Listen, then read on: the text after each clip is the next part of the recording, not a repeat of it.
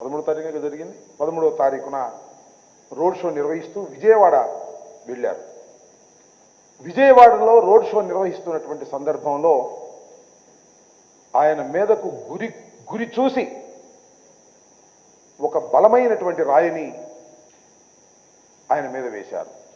దాని మీద cat ball పెట్టి వేశారను, మరొక రకంగా ఏదన్నా ప్రయోగంతో చేశారో అర్థం కానటువంటి పరిస్థితి. నుదిటి పైన బలమైనటువంటి గాయం తగిలింది. రాష్ట్రం అంతా నివ్వెరపోయింది. ఈ చర్య ఎందుకు జరిగింది ఒక ముఖ్యమంత్రి మీద అనేటువంటి భావన రాష్ట్ర వ్యాప్తంగా కలిగింది. అనేక మంది ప్రజాస్వామ్యవాదులు తీవ్రంగా ఖండించారు,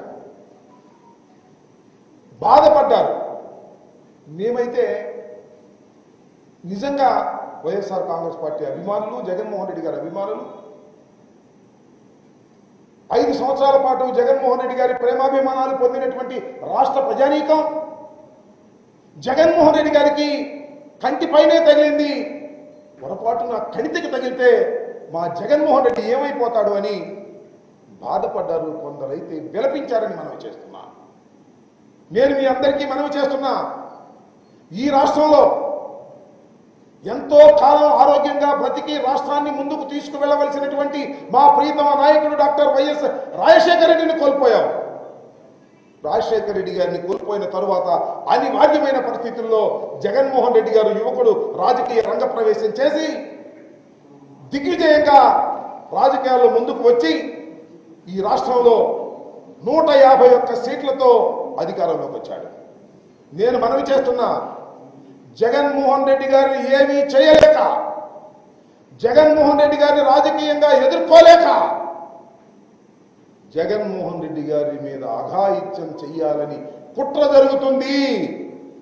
ఇది నా రాజకీయ ఆరోపణ కాదు, పరిశీలిస్తే మీకే అర్థమవుతుంది అంటున్నారు. ఇవాళ చంద్రబాబు నాయుడు అంటున్నాడు, లోకేష్ అంటున్నాడు, పవన్ కళ్యాణ్ అంటున్నాడు, ఎన్నికలకు ముందు డ్రామాలు ఆడుతున్నాడు జగన్మోహన్ రెడ్డి గారు అని. పోయినసారి ఎన్నికలకు ముందు కోడికత్తి గాయం తగిలింది, డ్రామాలు ఆడాడు సింపతి కోసమని చెప్తున్నారు. ఇవాళ కూడా జగన్మోహన్ రెడ్డి గారే రాయి వేసుకున్నారని మాట పవన్ కళ్యాణ్ లాంటి వాళ్ళు చెప్తున్నారు. నేను మనవి చేస్తున్నా, మీ అందరూ చూస్తున్నారు జగన్మోహన్ రెడ్డి గారిని, రాజశేఖర రెడ్డి గారిని చూశారు.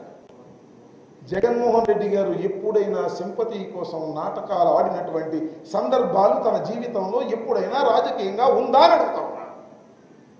అసలు సింపతి పొందవలసినటువంటి పరిస్థితి వైఎస్ఆర్ కాంగ్రెస్ పార్టీకి ఉందా అని అడుగుతా ఉన్నా. ప్రజాబలం ఉన్నటువంటి రాజకీయ పార్టీ వైఎస్ఆర్ కాంగ్రెస్ పార్టీ. ప్రజాబలం ఉన్నటువంటి వ్యక్తి భారతదేశంలోనే అందరి ముఖ్యమంత్రుల కన్నా జగన్మోహన్ రెడ్డి మెండైనటువంటి ముఖ్యమంత్రి అని అందరూ చెప్తున్నారు. ఇంకా మాకు సింపతి ఎందుకు? మాకున్న ఓట్లు మాకు వేస్తే 175 గెలుస్తామనేటువంటి ప్రగాఢమైన విశ్వాసం మాకు. అయితే ఎందుకు జగన్మోహన్ రెడ్డి గారి మీద కక్ష పెట్టారు?